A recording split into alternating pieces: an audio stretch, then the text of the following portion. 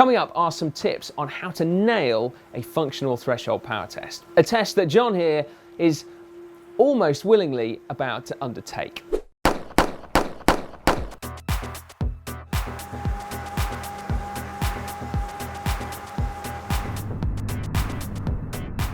Sorry, John.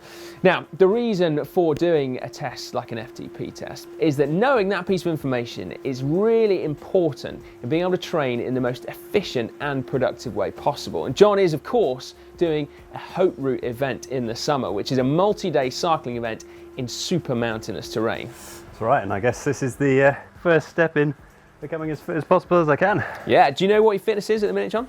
I'm not going to lie, Si, it's not great, but I suppose it's what this test is for. Yeah, good stuff, mate. Well, all you need is a benchmark. Now, there are loads of different ways of testing your FTP, but John is using TrainerRoad, which is an indoor cycling training app. It gives you power-based workouts and also training plans. So clearly, having an FTP that is accurate and up-to-date is really, really crucial. And because of that, there are 2 FTP tests that are built in to the app. Now, you always want to do the best FTP test that you can, firstly, so that you're training at the correct intensities. But then also, let's face it, because it is very tempting to play FTP top trumps with your mates. All right, Si, calm down. The test is about to start. Sorry, John. Right, time for some tips. Before we had started to annoy John more than usual, he was in the middle of a really thorough warm-up, and that is vitally important for doing the best test that you can. So this TrainerRoad test protocol that he's following has a dedicated warm-up that he was able to do. And as you can see from it, it involves about 20 minutes of steady pedaling, but then in addition, there are also several above threshold intervals as well. And so what they do is they really start to open you up, warm up your body, and get you ready for that consistent hard work of the test itself. Being able to ride at your maximum very much depends on how fresh you are. So whether you are still tired from previous rides or in fact just tired from normal life, because you'll find that a lack of freshness means that you just won't be able to sustain a maximum effort, and so you're going to artificially depress your FTP. So to do the best test that you can, make sure you back off from training for a couple of days beforehand so that you are able to give it everything. But there is, unfortunately, a sweet spot, and that is that you'll find that there is an ability to become over fresh. So if you take too much time off, then you may find that you actually start to lose power again. Good lad, John. Doing well. One question that isn't just specific to TrainerRoad here, but for anyone who is looking to do an FTP test, is actually how you do it. So in this case, we have been able to choose from 2 test protocols, as I mentioned. So there is an 8-minute test that is repeated twice, or a 20-minute test. And although both will give you an accurate gauge of your FTP, the type of riding that you do will influence which one that perhaps you do best in. So as a roadie and someone who is training for long climbs, very long actually, then a 20-minute test here is going to be more appropriate. Whereas if you're a more explosive endurance rider, like a cyclocross rider maybe, then the 8-minute test could well be the one for you.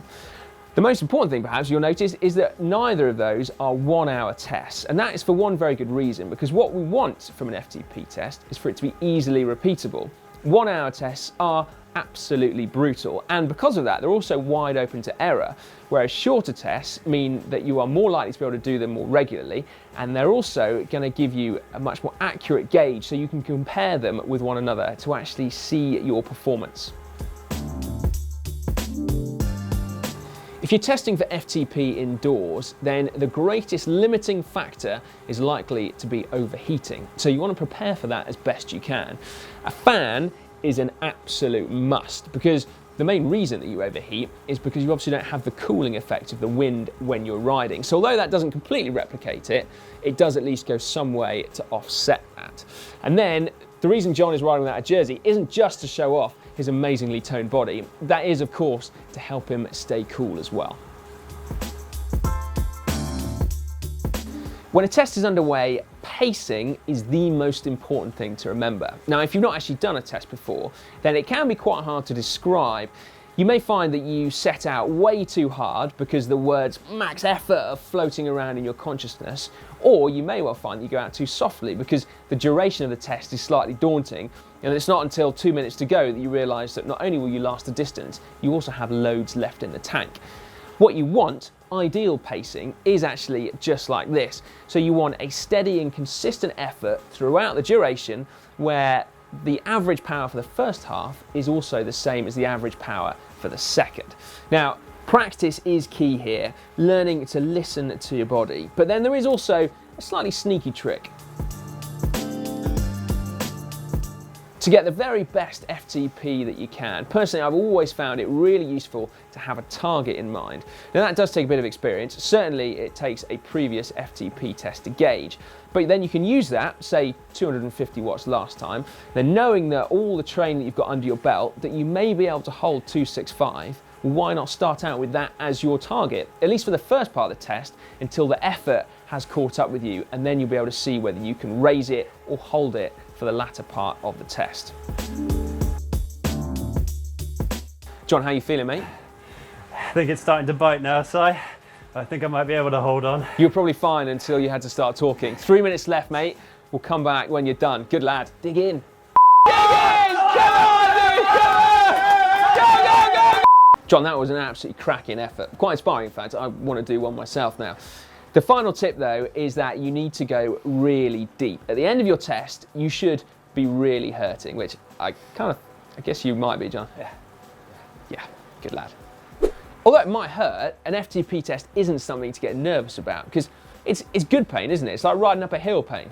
Yeah, in fact, in some ways you should probably kind of look forward to it in some way because it's the only way that you're going to gauge how hard you've been working and how much you're improving as the weeks go by. Exactly. If it's telling that you've progressed, then that is definitely a good thing. At the end of your test, TrainerRoad here has calculated John's FTP. Look, and there it is. Whew. New world record.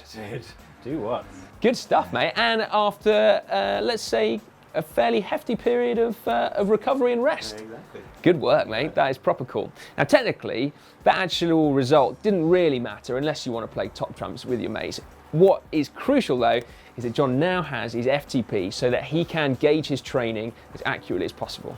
At least until you come back and do the test again and then smash it.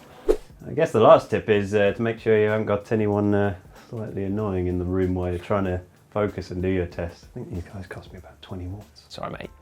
7, 9, 8! Anyway, if you want to subscribe to GCN, all you have to do is click on the globe somewhere around this screen. And to have a look at my introduction to my Haute Route challenge, click up here.